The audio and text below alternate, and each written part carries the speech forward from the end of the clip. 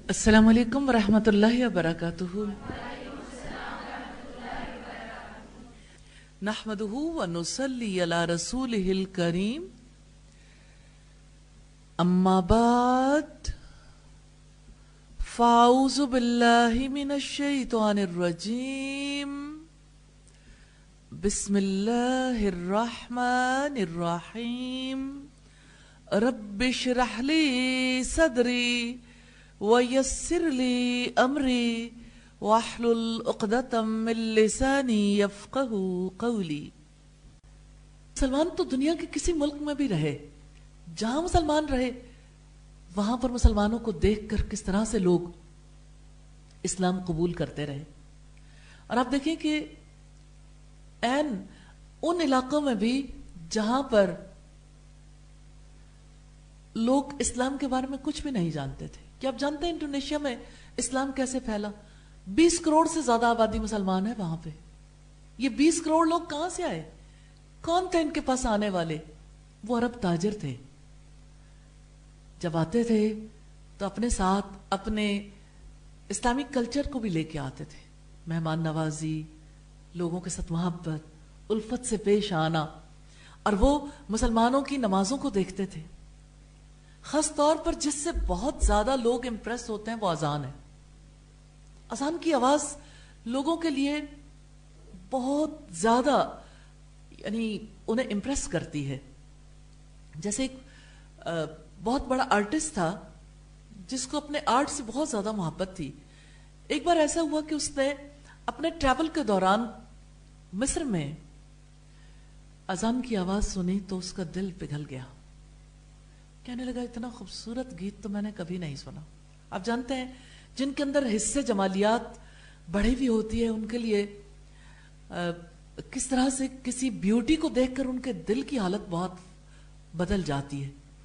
तो उन्होंने सौती हुस्न को महसूस किया। अल्फाज समझ नहीं आते थे लेकिन बार बार अजान सुनते थे। फिर एक मुसलमान के पास पहुंचे और उसे कहा मुझे बताओ ये क्या है? उसको जब पता चला हय्या अलल फलाह, आओ कामयाबी की तरफ, आओ कामयाबी की तरफ। कहने लगा आज तक मुझे किसी से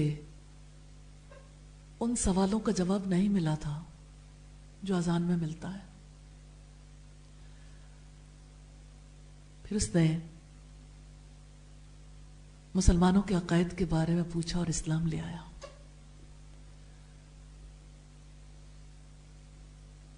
तो मुसलमान ताजिर हो, मुसलमान आर्टिस्ट हो, मुसलमान साइंटिस्ट हो, मुसलमान खातून हो, मुसलमान मर्द हो, वो कोई काम करने वाला हो, वो स्वीपर भी होगा ना तो अल्लाह का पैगाम देगा।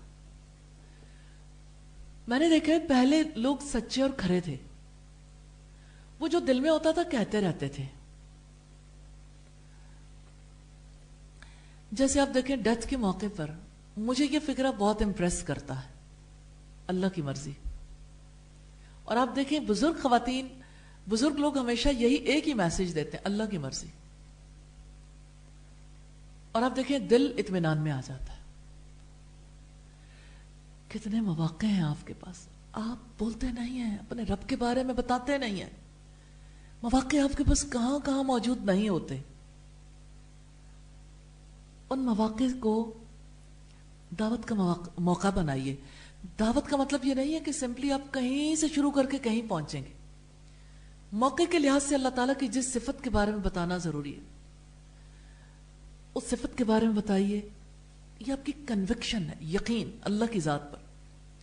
इंशाअल्लाह अल्लाह ताला से मदद मांगी, अल्लाह जरूर मदद करेगा। लाबासा तहूरन इंशाअल्लाह। किसी मरीज को आप मैसेज देते हैं इंशाअल्लाह आपको सेहत मिलेगी, आप पर कोई मुश्किल नहीं रहेगी, ये बीमारी आपको पाक साफ कर देगी। तो जितनी कन्विक्शन से एक बंदा बात कहता है दूसरे को, तो दूसरे का दिल भी उतना सुकून महसूस करता है। मैसेजेस हैं, हर वक्त की बातचीत है। जो आपकी फीलिंग्स है ना अल्लाह ताला के बारे में, जो चीज आपको तसल्ली दे रही है वो दूसरे को भी तसल्ली देगी। यही दावत है। कहना सीखिए, کہیے, فیلنگز کا اظہار کرنا سیکھیے, موقع کے اوپر جو بات کہنے والی ہے وہ ضرور کہیے. اور کتنی باتیں ہیں آپ کو جو آپ کی زندگی میں شامل ہیں, کتنی چیزیں جو اثر انداز ہوتی ہیں, آپ اپنی زبان میں بھی کہیے. جیسے آپ کہتے ہیں اللہ اکبر, کسی بہت بڑی بات کو دیکھتے ہیں تو آپ کے ذہن میں آتا ہے, اور آپ اللہ اکبر آپ کے دل میں آتا ہے اور آپ کہتے نہیں. لیکن جس وقت آپ کسی کے سامنے کہتے ہیں اللہ اکبر تو اس کی فیلنگ چینج نہیں ہو جاتی. اب دیکھیے کتنے ہمارے لوگ ہیں دنیا میں ڈفرینٹ لینگویجز بولنے والے, جنہوں نے اپنے لیے سائن بنا رکھا ہے. کوئی بات ہو, اس کا مطلب کیا ہے؟ کہ اللہ ہے, اللہ ایک ہے. شہادہ کہ جب اللہ ہے تو ہمیں فکر کرنے کی کیا ضرورت ہے نا. آپ کتنے ہی پریشان ہو, کتنے مسائل میں مبتلا ہوں, تو انسان کو غم میں کاؤنسلنگ چاہیے ہوتی ہے نا, تو غم کا موقع دعوت کا موقع نہیں ہے. خوشی میں کاؤنسلنگ چاہیے ہوتی ہے, خوشی کا موقع دعوت کا موقع نہیں ہے. انسان کو عام حالات میں کاؤنسلنگ چاہیے ہوتی ہے, اٹھتے بیٹھتے سوتے جاگتے ہر کوئی کہتا ہے میں تھک گیا, اب مجھے فلاں ہو گیا, فلاں ایسا ہے. آپ دیکھیں ہمارے لوگوں کو پریشان رہنے کی, اداس رہنے کی, غم میں مبتلا رہنے کی اور تھکے رہنے کی بہت عادت ہے, سست رہنے کی بہت عادت ہے. تو آپ کو یہ سوچنا چاہیے نا کیسے موقع پہ کیا میسج دینا, اور آپ پڑھتے ہیں اسے تو اس کو اپلائی کریں, یہی آپ کی دعوت ہے. لیکن ایک ہے انفارمل دعویٰ اور ایک ہے فارمل. آپ انفارملی ہر وقت میسیجز دیں گے, آپ جو پڑھیں گے بتائیں گے شیئر کریں گے. دعویٰ کیا ہے؟ کمیونیکیشن, ابلاغ, پروپیگیشن. تو آپ نے کس چیز کو پروپیگیٹ کرنا ہے؟ آپ کس چیز کو پروپیگیٹ کریں گے؟ آپ کہتے ہیں آپ اسلام کو پروپیگیٹ کریں گے, تو اسلام میں سب سے بڑی بات کیا ہے؟ اللہ سب سے بڑا, اور اللہ ہے, اور اللہ آپ کا ان اللہ مع الصابرین, اللہ صبر کرنے والوں کے ساتھ ہے. سوچو آپ اپنے آپ کو کنٹرول کرو گے اور اللہ تعالیٰ کی مدد آ جائے گی, اللہ آپ کا ساتھ دے گا. شیطان انسان کو کہتا ہے اگر آپ خاموش رہے تو دوسرا چڑھائی کر دے گا. آپ کے سامنے بھی بہت سارے لوگ کہتے ہوں گے ان اللہ مع الصابرین, بے شک اللہ صبر کرنے والوں کے ساتھ ہے. اللہ ساتھ نہیں چھوڑتا, اللہ کی مدد پر بھروسہ کریں. تو دعوت کے امکانات کو دیکھیے, امکانات بہت ہیں. برِ صغیر پاک و ہند میں اسلام کہاں سے آیا؟ کیا آپ مجھے بتائیں گے وہ کون لوگ تھے جن کی وجہ سے اسلام یہاں پہ آیا؟ وہ تاجر تھے. تاجر کے پاس بہت اچھا موقع ہوتا ہے. ریلی مجھے یہ محسوس ہوتا ہے کہ اسلام کو جتنا تجارت نے نفع دیا ہے اتنا کسی اور چیز نے نہیں دیا. کیونکہ جو سچا تاجر ہے اس کا لین دین, اس میں امانت ہے. امانت امپریس نہیں کرتی. کون ہے جسے خریدنے کی ضرورت نہیں پیش آتی, اور کون ہے جسے کچھ بیچنے کی ضرورت پیش نہیں آتی؟ تو آپ کا جس سے لین دین ہو وہ آپ کے ساتھ حسن معاملہ کرے تب آپ کا دل کھلتا ہے, آپ کو یہ فیل ہوتا ہے. دیکھیے کتنی کمپنیز ہیں جو چاہتی ہیں کہ لوگوں کے دلوں کے اندر جگہ بنے, تو وہ اس کے لیے کئی طریقے اختیار کرتی رہتی ہیں کہ ایک چیز کے ساتھ ایک چیز جو ہے وہ آپ کو فری کر دیں, آپ کو کچھ ڈسکاؤنٹ دے دیں. مسلمان جب معاملہ کرتا ہے نا اس کا معاملہ حسن معاملہ ہوتا ہے. سچا مومن جب معاملہ کرتا ہے تو اس کے تول میں کمی نہیں ہوتی. وہ کسی کے ساتھ جعلی دکھاوے کا معاملہ نہیں کرتا, ڈسکاؤنٹ ہے. وہ حقیقتاً اس جگہ پہ رہ کے برتاؤ کرتا ہے جہاں دوسرا امیجن بھی نہیں کر سکتا. وہ دوسروں کی کھال ادھیڑنا نہیں چاہتا, وہ دوسروں کی خیر اور بھلائی چاہتا ہے. وہ اپنے مال میں نقص کو بھی بتا دیتا ہے کہ دیکھو آپ کو تو نہیں پتا یہ نقص ہے, لیکن میں آپ کو یہ مال دے رہا ہوں, اس مال کی وہ قیمت نہیں ہے جو قیمت نقص کے بغیر والے مال کی. اس لیے میں آپ کو یہ مال اتنی کم قیمت پر دے سکتا ہوں, لیکن اگر آپ نہ پرچیز کرو تو اچھا ہے. تو اس لحاظ سے ہم دیکھتے ہیں کہ تجارت کے توسط سے انڈیا اور پاکستان میں اسلام آیا. ابتدائی طور پر تاجر تھے. ریلی دنیا کے کسی ساحل پہ دیکھ لیں, سمندر کنارے اسلام پھیلا every where in the world, کہ مسلمان تاجر جہاں جہاں گئے مال بھی لے گئے, دین بھی لے گئے, اللہ کی محبت بھی لے کر گئے, حسن اخلاق کو بھی لے کر گئے, لوگوں کے دلوں میں گھر بنایا. کیا آپ کبھی میوزیم گئے ہیں؟ محمد بن قاسم جو اس علاقے میں آئے, لوگوں نے ان کے بت کیوں بنائے؟ میں بت پرستی کے فیور میں نہیں ہوں, میں بتوں کو کسی بھی اعتبار سے حلال نہیں سمجھتی, جائز نہیں سمجھتی, لیکن میں آپ کو ایک اور اینگل سے توجہ دلانا چاہتی ہوں کہ یہ بتائیے کہ کوئی کسی کی پکچر بناتا ہے, سیلفی کلچر تو ہمارے یہاں عام ہے, ہر کوئی اپنی اپنی تصویریں بناتا رہتا ہے, لیکن کوئی دوسرا بنائے تو کسی وجہ سے بنائے گا. کوئی پینسل سے بنائے جائز تو نہیں ہے, لیکن اس کی محنت لگتی ہے نا. کوئی اگر اسے پینٹ کرتا ہے اس کی اور محنت لگتی ہے, اور کوئی اس کا بت بناتا ہے, تو یہ بہت زیادہ کسی کے دل کے اندر گھر کی ہوئی محبت ہے. اس کے بغیر نہیں کوئی کسی کا بت بناتا. محمد بن قاسم تو 17 سالہ نوجوان تھا. آج 17 سالہ نوجوان کو دیکھیں نشے میں ڈوبا ہوا. ہمارا عمومی طور پر نوجوان تو سست ہے, اس کو بیلنس مل جائے, اس کو جو ہے وہ چیٹ کرنے کا موقع مل جائے, وہ کسی کی عزت پہ حملہ کر سکتا ہے, وہ کسی کو برا میسج بھیج سکتا ہے.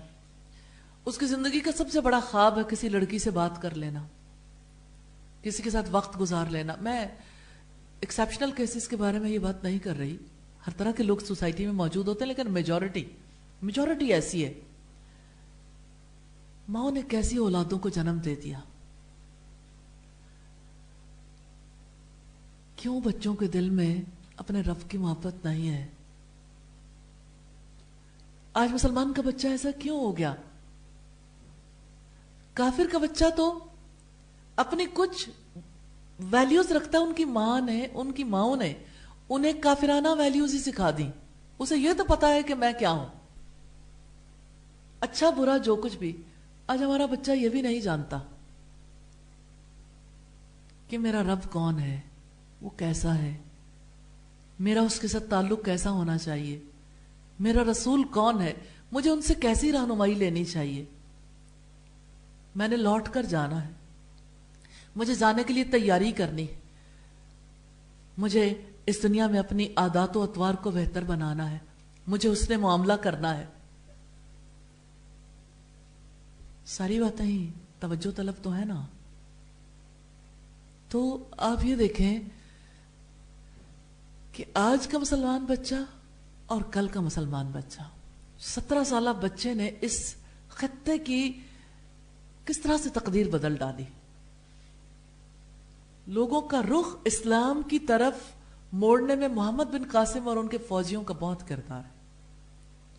اس میں کوئی شک نہیں کہ سینٹرل ایشین اسٹیٹ سے بھی اسلام یہاں پہ آیا, اس میں بھی کوئی شک نہیں, کیونکہ آپ کو یاد ہوگا کہ سمرقند اور بخارا سے کن ہستیوں کا تعلق تھا. آج جب گئے گزرے دور میں جب وہاں پر مسلمان اپنی ویلیوز بھول چکے, ان پر اتنا تشدد کیا گیا, ان کی مسجدوں میں گھوڑوں کے استبل بنائے گئے اور مسجدیں بند کر دی گئیں, ان کے لیے مسلمانوں جیسے نام رکھنا ممکن نہ رہ گیا. آج صورتحال اور ہے, لیکن کل تک کی صورتحال دیکھیے. اسلام کے لیے اس علاقے کا بہت بڑا کردار ہے, بخارا کا, سمرقند کا, جہاں بہت زیادہ مدارس تھے, اور برِ صغیر پاک و ہند میں آنے والے یہاں فاتح بھی ٹھہرے, اور یہاں پر اسلام کو بھی لے کر آنے والے لوگ تھے اس دور میں. کس طرح سے اس دور میں یہاں پر آنے والوں نے اسلام کو پہنچایا, اپنے اخلاق سے, اپنے حسن معاملہ سے یہاں کے لوگوں کو مسلمان کیا. جو لوگ اس علاقے سے آتے رہے, کیا آپ مجھے بتائیں کہ سینٹرل ایشین اسٹیٹ سے اور ان افغانستان اور اس سے پرے کے علاقے سے کون کون لوگ آئے برے صغیر پاک و ہند میں؟ محمود غزنوی آیا، بابر آیا، اور کون آیا؟ یعنی فاتحین اس علاقے سے آتے رہے اور اپنا کلچر بھی ساتھ لے کے آتے رہے. لیکن صرف وہ نہیں آئے، تبلیغی دوروں پر بھی لوگ یہاں پر آتے رہے جنہوں نے یہاں پہ آ کے قیام کیا. تو دنیا میں جو تبدیلی آئی وہ دعوت اللہ کی وجہ سے آئی. اگرچہ کوئی وقت ایسا آ جاتا ہے جب ریزسٹنس بہت بڑھ جاتی ہے تو تلوار بھی اٹھتی ہے، لیکن دنیا آخر ہمیں تلوار سے ہی کیوں پہچانے؟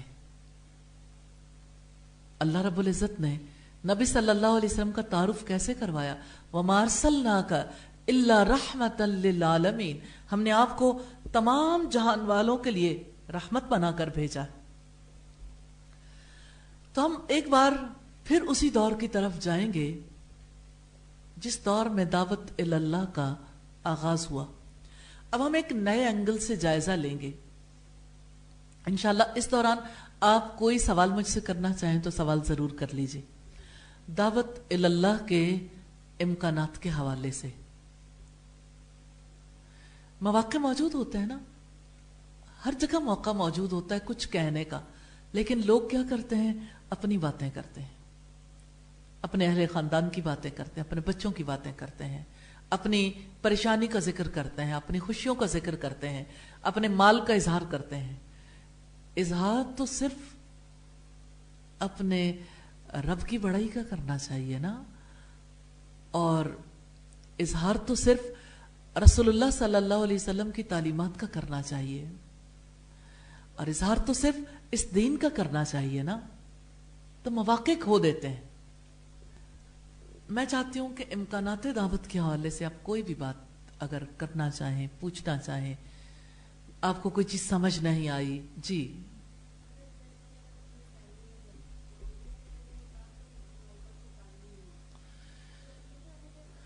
یہ بات جو ہے نا، یہ بات بڑی امپورٹنٹ ہے. کوئی گیدرنگ تھی جس میں آپ نے کہا کہ اللہ کے کلام کو پڑھنا چاہیے، تو ایسے موقع پر انہوں نے جواب دیا کہ ہمارے پاس وقت نہیں ہے. تو کیا کہنا چاہیے؟ کیا دعوت قرآن کی دینی چاہیے یا دعوت کچھ اور ہونی چاہیے؟ دیکھیں، قرآن کی بات وہ تب مانیں گے جب اپنے رب کو مانیں گے. رب کی دعوت پہلے کرنی ضروری ہے. رب کی بات کرنا سیکھیں. آپ رب العزت کے بارے میں بتائیں کہ مجھے اللہ تعالیٰ کی یہ بات جو ہے نا میں غور کرتی. آپ غور و فکر نہیں کریں گے، آپ کی زبان نہیں بولے گی.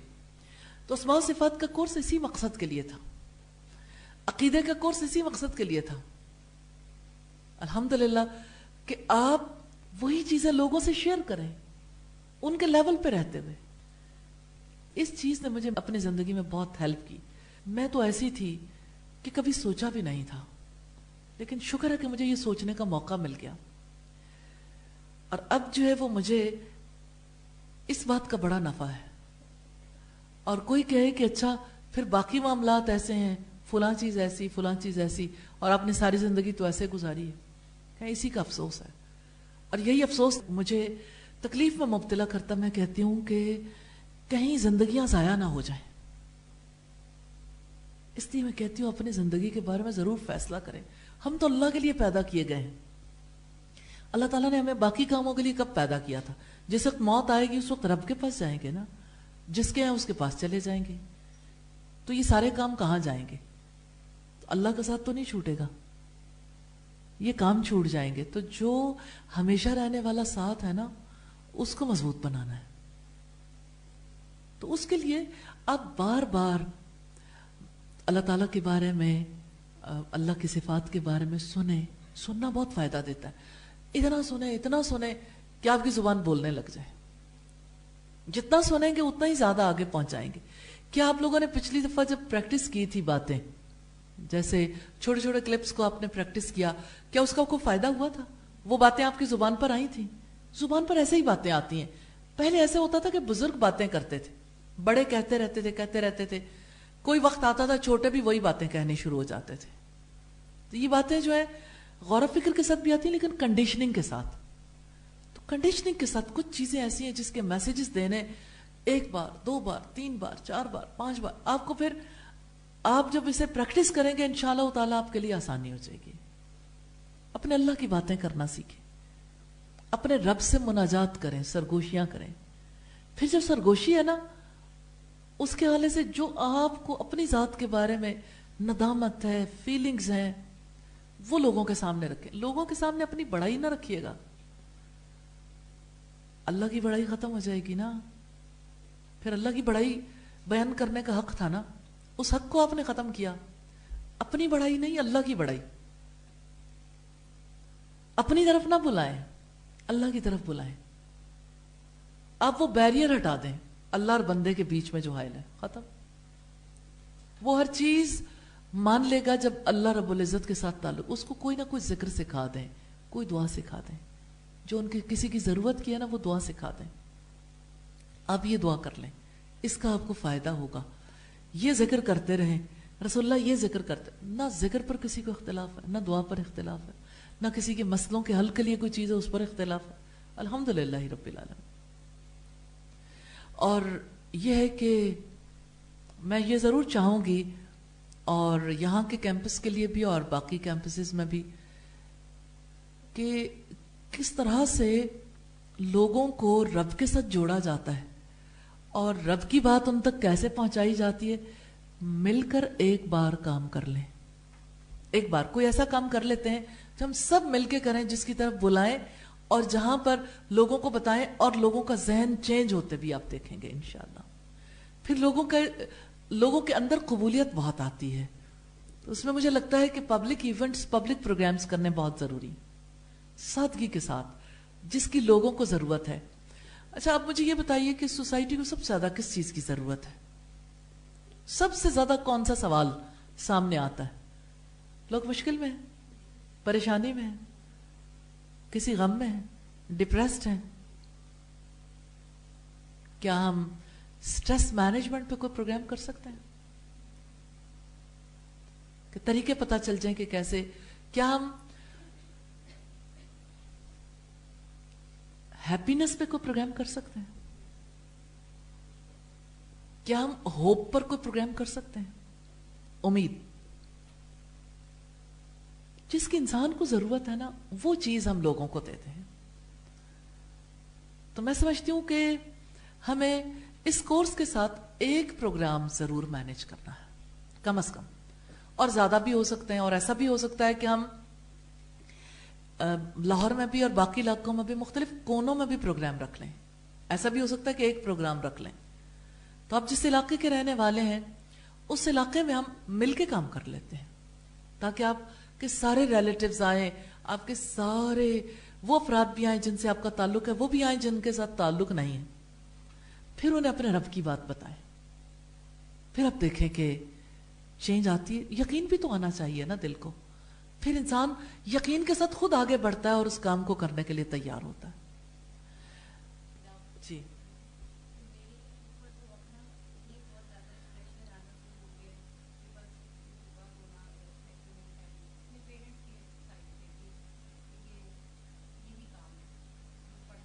तो आप अल्लाह का शुक्र अदा करें। उन्हें कहें मैं तो चाहती हूँ आपका भी काम बन जाए।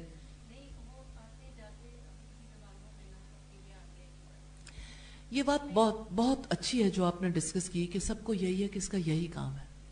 अब आपका फर्ज बनता है कि उन पर ये साबित करें कि दुनिया का कीमती तरीन काम यही है। अच्छा, अब ये काम ना अपने हवाले से नहीं बताना चाहिए, अंबिया के रेफरेंस से। और किस तरह से सूरह हूद आपको कितनी हेल्प करेगी कि जब मैंने ये वाकया पढ़ा, वैसे ही कि मैंने आज आपको जो है वो एक स्टोरी बतानी है। हजरत नूह अलैहिस्सलाम की कौम थी ना, सब सुनेंगे। हजरत हूद अलैहिस्सलाम की कौम थी, हजरत शुएब अलैहिस्सलाम की कौम थी, और उन्हें बताएं। आखिर में ये बताना जरूरी है कहां गया उनका बिजनेस, कहां गई वो सारी मसरूफियात। अल्लाह पाक ने कहा दूरी है कौम समूद के लिए, दूरी है कौम हूद के लिए। अल्लाह ने लानत भेजी है, तो फैसले हमने थोड़ी करने हैं। कीमती काम कर लो, कीमती काम कर लो। आप अपना स्लोगन ही यही बना लें, कीमती काम कर लें। उनके शुरू करने से पहले आप यही शुरू कर लें। اور اس کا طریقہ کار ایک یہ بھی ہے کہ میں سوچتی ہوں کہ جب کوئی میڈیکل ایجوکیشن لیتا ہے تو اس کو کتنی محنت کرنی پڑتی. وہ ڈاکٹر بنتا ہے, وہ کماتا ہے, وہ خرچ کرتا ہے, پھر وہ مر جاتا ہے. پھر جب وہ قبر میں جاتا ہے تو ڈگری ساتھ نہیں جاتی. پھر وہ وہاں جا کے کیا کرے گا؟ لیکن میں دیکھتی ہوں کہ حضرت نوح علیہ السلام, انہوں نے ساری زندگی 950 سال یہ کام کیا تو اللہ نے ساری دنیا ڈبو دی, لیکن ان کا ساتھ دینے والوں کو بھی 80 لوگ جو تھے اس کشتی میں, اور وہ پرندے اور وہ جانور بھی ان کی وجہ سے بچائے گئے. قیمتی کام کر لو, قیمتی کام کر لو, قیمتی کام کر لو. آپ اتنا زیادہ اس کو دہرائیں, اٹھتے بیٹھتے آتے جاتے سلوگن بنا لینا اپنے, جیسے کوئی انسان خود کلامی کرتا ہے بچوں کے سامنے, بڑوں کے سامنے, قیمتی کام کر لو, قیمتی کام کر لو.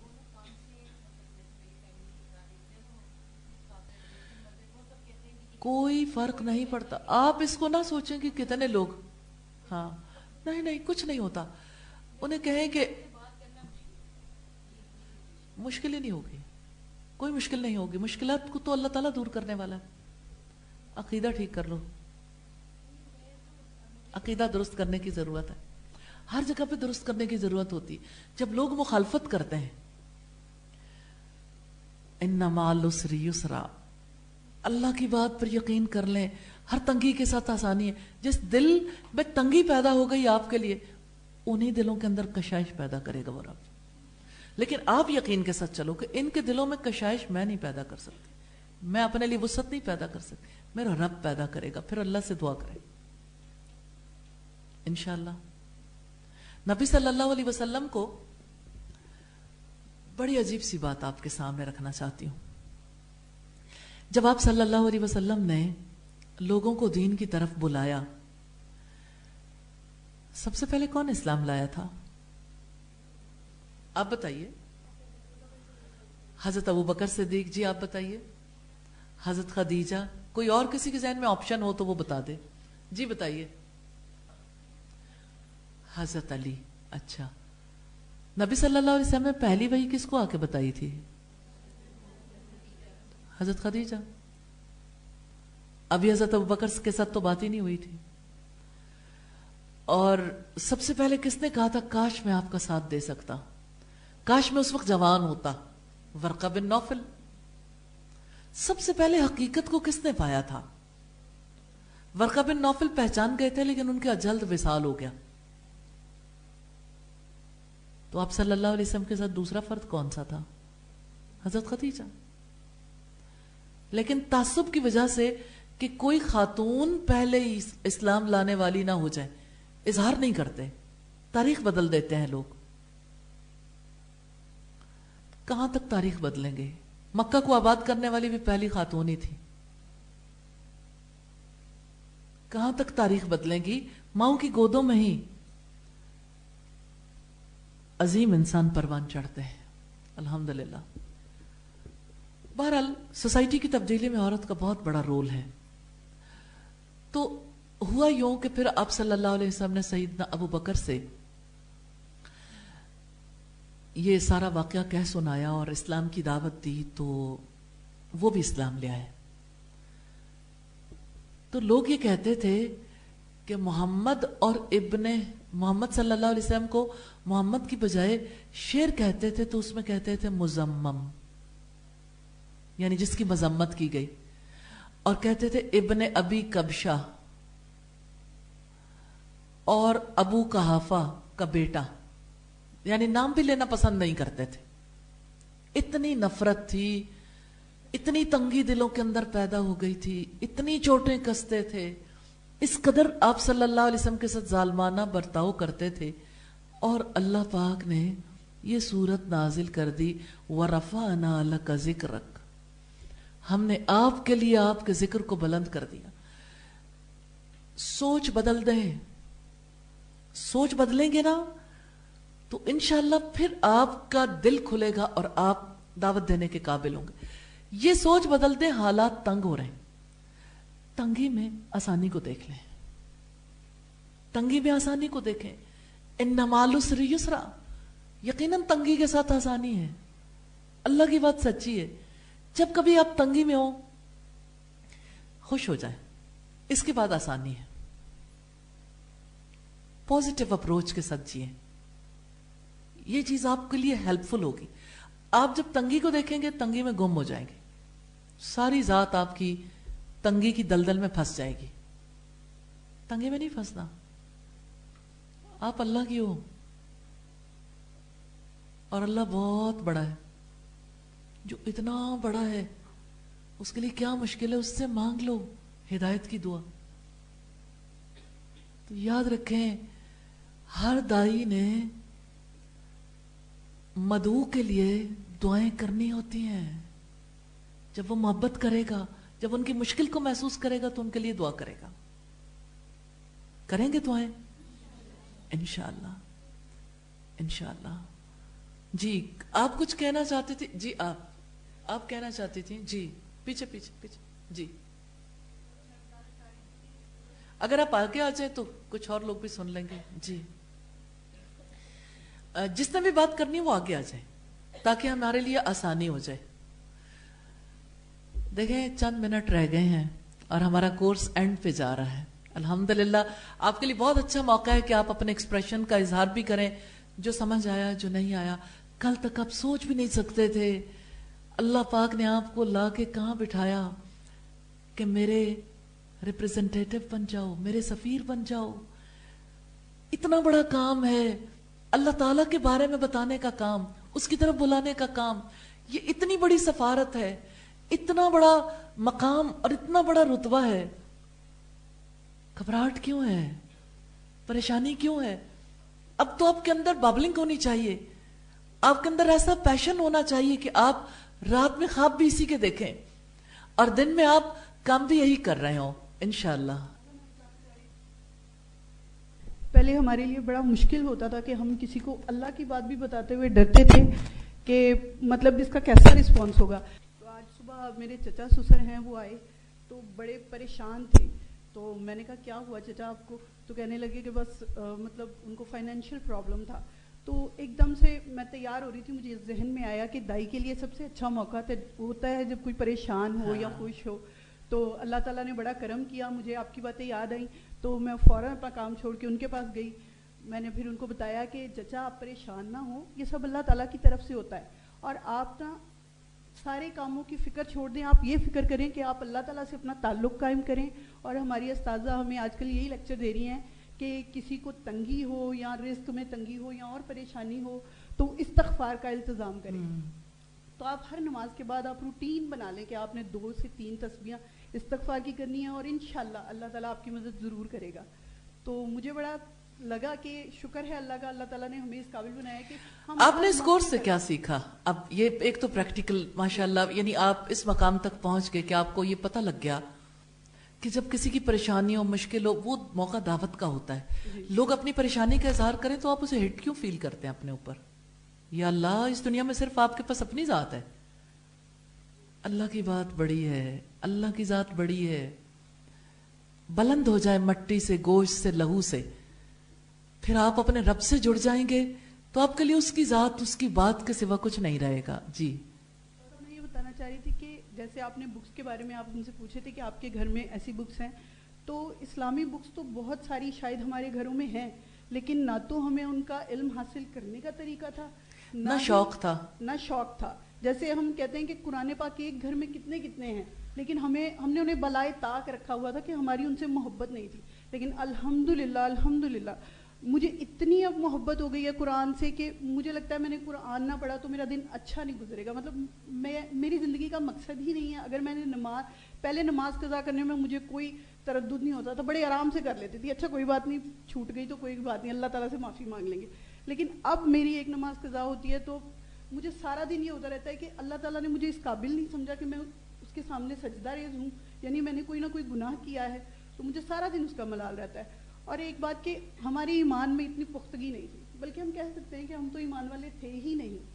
ہم تو صرف مسلمان نام کے تھے, جو نسبی طور پر مطلب ہمیں مل گیا مسلمانوں کا نام تو ہم نے اپنا لیا. لیکن اب بہت فرق محسوس ہوتا ہے. اب ہم دوسروں کو بھی کہتے ہیں کہ آپ پلیز اس علم کو حاصل کریں جو آپ کو وہ اس مقصد تک پہنچائے گا جو آپ جس کے لیے آپ دنیا میں آئے ہیں انشاءاللہ. تو انشاءاللہ. جزاک اللہ خیر. جی السلام علیکم ورحمۃ اللہ وبرکاتہ. استاذہ یہ جو بات آپ نے کی تھی نا کہ آپ کسی کو دعا دیں, اللہ کا تعلق اس کا تعلق اللہ تعالیٰ سے جوڑ دیں, یہ ہاسٹل میں تو ہوتا ہے سب کے ساتھ, عبادت بھی ہے اور عادت بھی ہے, دونوں چیزیں ہیں. اور لیکن جب ہم گھر جاتے ہیں نا تو یہ چیز بالکل بھی نہیں ہوتی, یاد ہی نہیں, چاہتے ہوئے بھی یہ یاد ہی نہیں رہتا کہ ہم نے ان کو کچھ کہنا ہے, ہم نے ان کو اللہ تعالیٰ کے بارے میں کچھ بتانا ہے. اللہ تعالیٰ سے دعا کریں, اللہ تعالیٰ یاد کروائیں گے انشاءاللہ. اور اس کی وجہ یہ ہوتی ہے کہ گھر والوں سے ریلیشن, میں نے آپ سے کہا نا کہ ان کے ساتھ رہنے کی مائنڈ سیٹنگ اور ہے. وہ اس حوالے سے ڈے اسٹوڈنٹس جو ہے نا, وہ ان کے لیے زیادہ آسانی ہے کہ وہ ہر روز گھر جاتے ہیں, پھر آتے ہیں, پھر جاتے ہیں, پھر آتے ہیں. اس طرح سے ان کا مائنڈ سیٹ جو ہے وہ زیادہ اچھے طریقے سے چینج ہو رہا ہے. انشاءاللہ اللہ تعالیٰ چینج کرے گا انشاءاللہ. دوسروں کا دل, ایک تو دوسروں کو جب وہ پریشان ہوتے ہیں ان کا دل تو اللہ تعالیٰ سے جوڑنے کی کوشش کرتی ہوں, اور ان کو یقین بھی دلاتی ہوں کہ اللہ تعالیٰ ایسے ہیں اور ایسے کرتے ہیں. لیکن یہ یقین میرے اپنے دل میں نہیں اترتا. اپنے دل میں نہیں آتا. اچھا ٹھیک ہے. دعا ہے اللہ تعالیٰ سے کہ آپ کو اس کا یقین نصیب کر دیں, اور انشاءاللہ ابھی بہت اللہ تعالیٰ مواقع دے گا کہ یہ یقین اترے گا. میں یہ سمجھتی ہوں کہ یقین ہے لیکن مطلوبہ نہیں ہے, جتنا آپ چاہتی ہوں اس لیول کا نہیں. تو آپ یہ نہ کہیں کہ ہے نہیں, ہے ضرور, لیکن ابھی آہستہ آہستہ اضافہ ہوتا ہے نا. الایمان یزید و ینقص, ایمان گھٹتا بھی ہے بڑھتا بھی ہے, آہستہ آہستہ بڑھے گا انشاءاللہ. جی آئیے, آپ میں سے کوئی شیئر کرنا چاہے کلوزنگ پہ, دعوت اللہ سے پہلے اور دعوت اللہ کے بعد آپ کی سوچ میں جو چینج آیا, آپ کے عمل میں جو تبدیلی آئی, آپ کی زندگی میں جو تبدیلی آئی, اس کو سادگی کے ساتھ جو بھی آپ کہنا چاہیں. جی کسی واقعے کے ساتھ ریلیٹ کر کے بتائیے. جی مجھے ایسا لگتا ہے کہ جب کوئی برائی کر رہا ہو نا اور ہم اسے اسی وقت روک دیں اور اسے ہمارا بالکل پتہ بھی نہ ہو تو اسے اتنا اثر نہیں ہوتا. لیکن اگر ہم اس کے ساتھ رہیں اور اس کے ساتھ روز انٹریکشن کریں, وہ ہمارا عمل دیکھتا رہے اور پھر یکدم ہم اسے روکیں کہ تم یہ عمل مت کرو, تو پھر وہ بالکل بھی, پھر وہ سوچتا ہے, پھر وہ ریئیکشن بھی نہیں دیتا, اور پھر وہ اس عمل سے باز بھی آ جاتا. تو جس طرح آپ نے کہا نا کہ موقع پہ اگر ہم اسی وقت انہیں یہ کہہ دیں تو وہ زیادہ اثر رکھتے ہیں. لیکن مجھے لگتا ہے کہ وہ اگر ہم ان کے ساتھ رہیں, ان کے ساتھ پریکٹیکل کریں اور اسے اس وقت نہ کہیں, لیکن تھوڑی دیر بعد جب ہم اسے بتائیں تو وہ اس چیز, ہمارے بزرگ کہتے تھے کہ گل ویلے دی, مطلب اس میں ویسے تو اگر دیکھیں پنجابی کی یہ بات ہے کہ موقع پر جو بات کہی جائے چوٹ وہی لگاتی ہے, اثر وہی کرتی ہے. آپ اس کے بعد موقع ہی نہیں پائیں گے, آپ کو ہمیشہ افسوس ہی رہے گا اسی وقت کہہ دیتے تو اچھا تھا.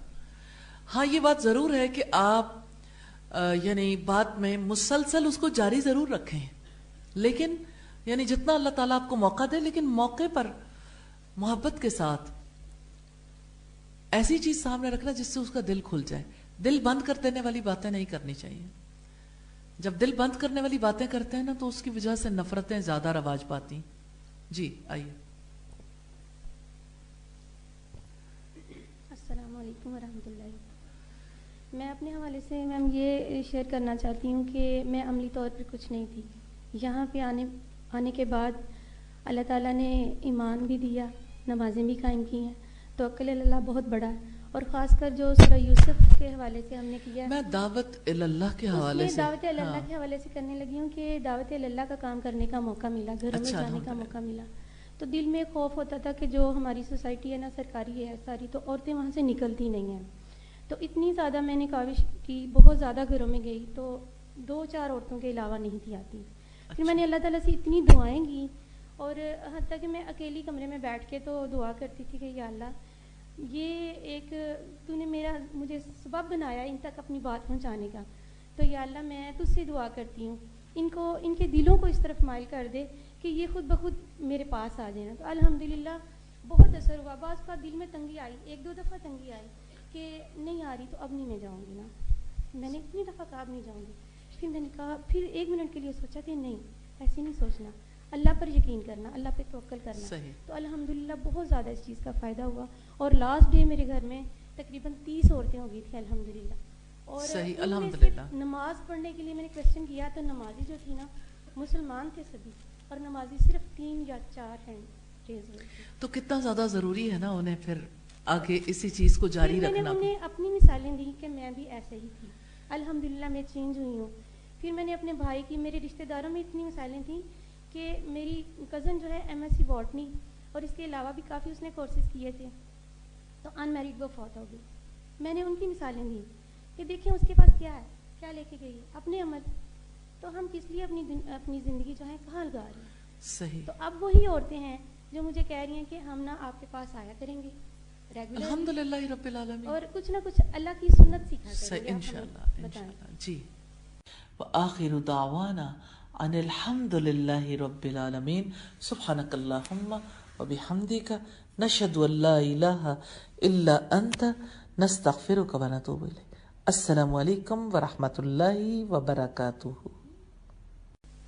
وبرکاتہ وبرکاتہ وبرکاتہ.